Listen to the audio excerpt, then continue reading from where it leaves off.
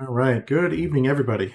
Going to come to you with a shorter video today because we're going to be looking at each of the different national starts and evaluating why you may or may not want to do that, along with giving my overall recommendations. Unfortunately, I was foolish and I lost the large EU save, but the main points can be shown in each of those videos, and right now we're looking at one of my saves with everything unlocked for testing things purposes to show off what really matters. So, going through each of those, I tended to end the videos at roughly the same point of infrastructure advancement. And by that I mean, we're starting to get into space, we know what's on Mars, we can start getting going. Now, looking at each of the three starts side by side. Let's start with the US. Why did we go for the US? It's for its research. Really, it's for its research. Everything else pales in comparison to the sheer amount of research you get from holding the US. Of the three main starts, the US has far and away the highest amount of research, and this is because it has one of the best research to CP cap ratios in the game. It's educated, it's very wealthy, and it has a pretty good number of people. We'll get to people later. The big floundering of the US start is, one, you need to fix it. Where China and the EU can start growing useful things, even though, I do China, I often try to fix some things in China first. The US really needs a lot of fixing, and the main way that you handle this is kind of cheesy, which is declaring and undeclaring wars to get this temporary boost to your cohesion that really isn't very realistic in a game that's often about fairly realistic things. So you need to run a lot of welfare to get its inequality down. There's an alternate strategy for advanced play that I'm going to show off in the Jupiter Rush video, which is instead only run knowledge. You can get away with only running knowledge until you get education up to 12. This is going to make all of your problems from cohesion worse. Note. All the problems from inequality are going to be so much worse if you do this. But it can give you several years of runtime where you're actually improving the US's main useful stat, which is its research output. And this is a core component in Rush strategies, Jupiter Rush especially. At least how I like to play them. The second problem for the US is that it does not scale as well as the other main starts. If you see right now, US starts with 339 million people, and it can hold 99 mission control. That's all you're going to get for quite some time. It's harder to see here, but if you compare that to a total EU, like just areas the EU has claims on, the EU will sit at around 550 million people. It'll have worse education until you build that up, but you also don't have to fix its massive, it's going to start off with better government. You don't have to fix its massive welfare problem. You don't really need to fix its economy. So you take the EU, you can grow its government up, grow its education level up, all while getting a ton of mission control. The EU is probably the strongest nation in what I think of as the mid-game, because you get a huge amount of mission control and a huge amount of Earth-based research, along with a good amount of money. The problem is it's a lot slower in the early game because it really pops off when you start getting your space industry going. And you can see this for mission control. At the end of my US save, I had 12 mission control. At the end of my China save, I had 10. At the end of my EU small save, I had 29. And that was just going to increase. I think the EU gets something like 130 mission control with its average starting stats, which puts it above China, and it gets to that 130 a lot faster than China will. This is often why in US play, you take the US, you use it for its early game research, and you pivot to the EU once the EU has been built out to actually fulfill your space dreams. And then, so going on. Start of game, US, best research. It has a military that can fight off basically anything you need to for until about 2030. You have a lot of nukes, if you need nukes. And that's sort of about it. Like, you're going to fix the US, you're going to improve its research a bit, and then you're just going to pump MC in it. And there's not many ways to accelerate how fast it builds MC. You really just have your base IP per month chugging away, unless you purposefully research the fall of America in order to pump its MC faster. But the problem is, US's GDP, 22 trillion. China's GDP, 27 trillion. US's armies waste some of that. You're going to disband them. But China has a lot more to grow a lot faster in terms of that. So it has a higher MC cap. It has a much better growth curve because raising 1.4 billion people up to $30,000 a year and, education 8 is insane. It's absolutely nuts. It takes a while to get there. But so yeah, US, relatively easy to get into. You can get blocked if the AI grabs Canada and Mexico too quickly. And it's the best thing for early game research. It also is the best for early game boost. Because the EU's, this number is technically higher, but it's scattered everywhere and you're not going to control all of it. And China just has worse boost. So yeah, early space plays, take the US. No questions asked.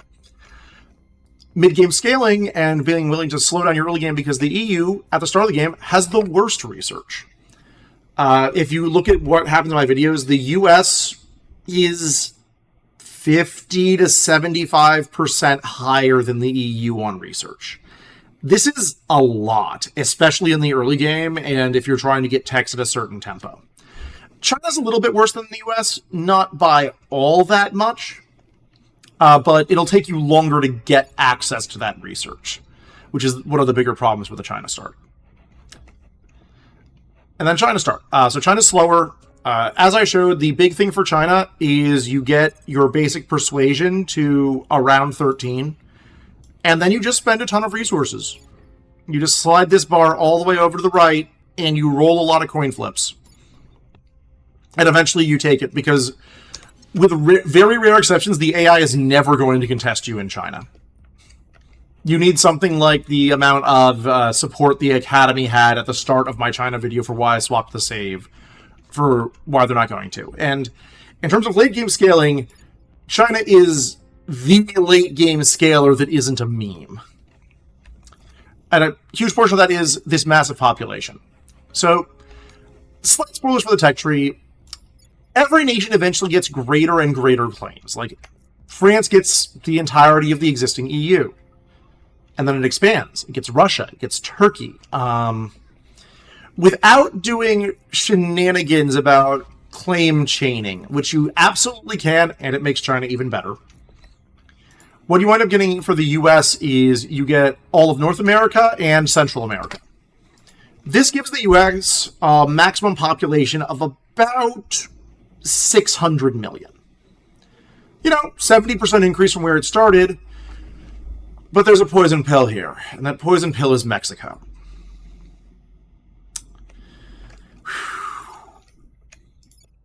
Mexico is probably the worst nation you need to fix. This is because its 133 million is a huge chunk of the extra amount, Greater North America gets. Its inequality is basically as high as the US. It's in anocracy, which means you have to spend time running either oppression or government to get out of anocracy. And it's pretty poor. Relatively speaking, of course. But, if you have a really well-built US, you'll still have something like, 60K GDP per capita. Your inequality is down at around, 2.5. You've got your education up to 12. You're fully democratic. You absorb Mexico, and your GDP falls to about 40,000. Your inequality shoots up to 3.5. All of fixing the US you have to do again to Mexico, but worse, because it both has less resources and is in a worse situation. And if you don't do this, then the US's mid-game scaling is really bad. Canada's fine. You don't have to worry at all about Canada. But it's also much more inconsequential. And then all the Central American nations are worse than the bad EU nations. It's like, this is why people say the US scales badly. Now, scaling badly is not doing bad. The US scales the worst out of the opening 3 stats. Still better than India, 90% of the time. Like, if you hold the US the entire game, you're still going to win the game. It's just, if you're looking to build a utopia on Earth or to try and, like, really hit your mid-game growth curve, it's not going to cover it. EU, honestly, its mid-game scaling, when you research it, does more of the same thing, but you pick up some new countries. China, though.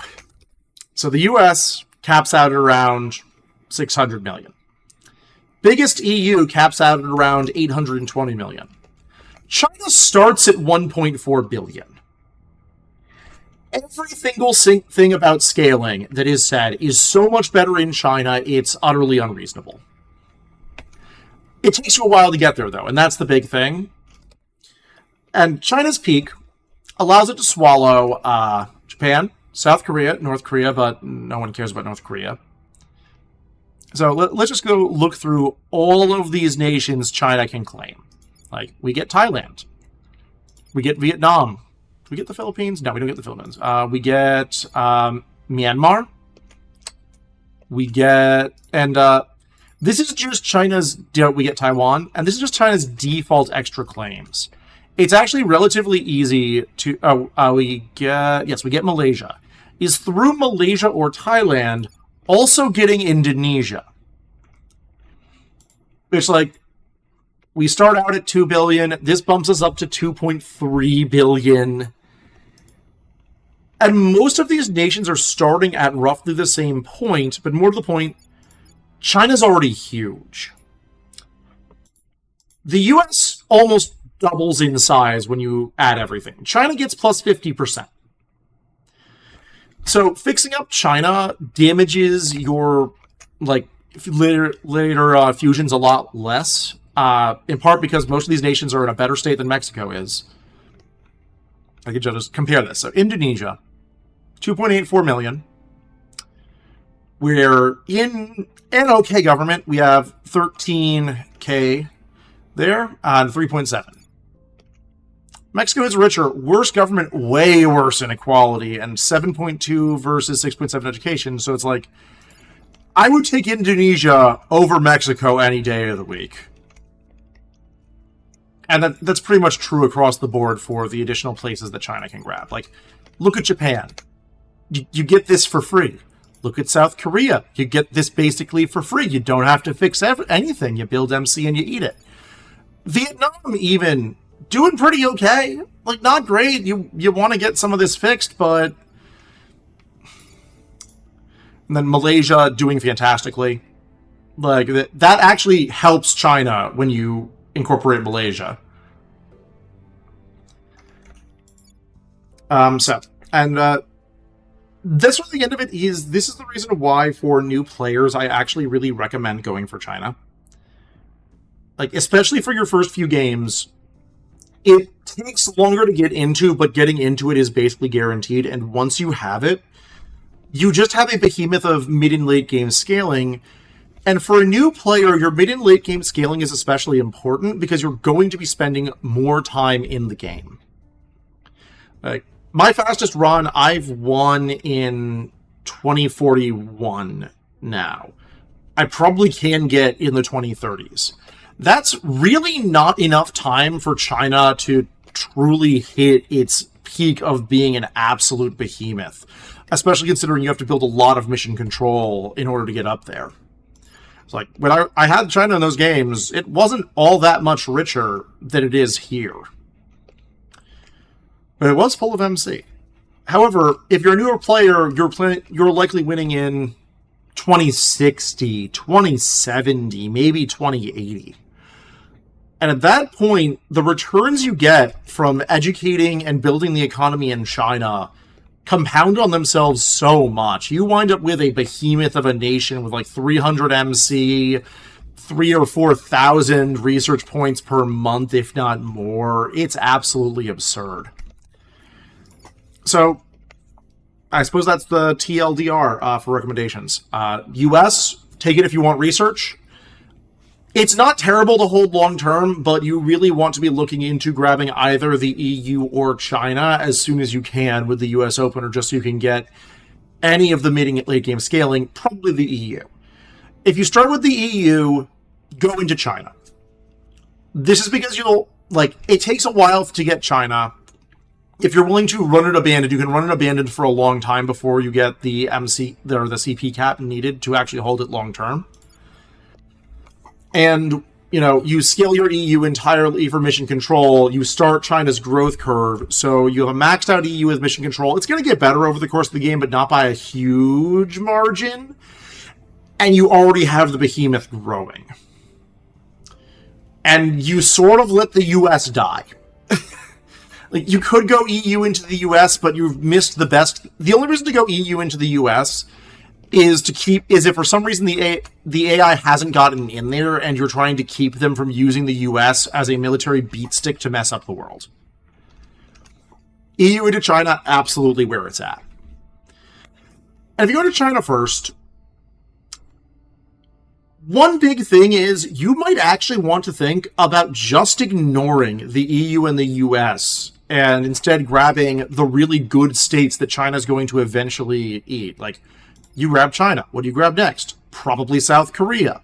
Maybe Japan. Eventually, you're going to want to grab Malaysia and maybe start having Malaysia eat Indonesia and the Philippines. And just lean into the big things China does. And, eventually you go, all right, my CP cap is up around 800. I have my Mega China running. Maybe let's just go take the EU from the AI and claim the 100 MC that they built up there. You could also, just have China by itself, ignore all the additional add-ons, and claim the EU, or decide you want to fix Africa. Because if you're talking late game scaling, basically nothing beats Africa and the Caliphate. They are far and away the largest nations. However, they both require a lot of research to get to the point where they can be mega nations, and oh boy, if you thought fixing Mexico was bad. Fixing, getting the economy going and the education going in Africa and the Caliphate is an absolute nightmare. It's great for role-playing as the Academy, or in some weird cases, the Servants, where you're trying to actually make a utopian Earth for everyone to live on. And, if you're going to turbo late-game scaling, you're not beating, the entirety of Africa, the Middle East, all of the Middle East, parts of India, and Indonesia. That population is just tremendous and unbeatable. The Eurasian Union sucks because Russia's its leader and Russia sucks. That's not entirely true. Russia does suck, but it's not unsalvageable. The big thing is you're never getting research out of it. It's super authoritarian. It has not enough population. It's 1/10 the size of China. You're going to educate China up, and it's going to destroy the Eurasian Union. You can't, have Russia eat all of Europe, but this is just the EU, but worse. So, why? And also, as stated, if you want to just do something silly and memey, go for it. I've done Africa Only Challenge. I've done South America Only Challenge. That one's worse than Africa Only Challenge. South America... South America is a rough place. It is the only one that is substantially, the South American Union is the worst mega state in the game. And I will say it's worse than India. It's smaller, it has more problems that need to be fixed, and it scales worse. You can still win with it. It's fun to do that sometimes. But, yeah. Nice, quick, and easy. I'm probably going to be coming back to you with a few short videos on different other topics people have been asking about, whether this be tech tree or early combat designs, before I get started on the early game playthrough. Just because I need enough time to sit down and play video games, which, not sure about all of you, that is precious little time right now. Anyway, have a good day. I hope this is helping you out, and I'll see you guys again soon.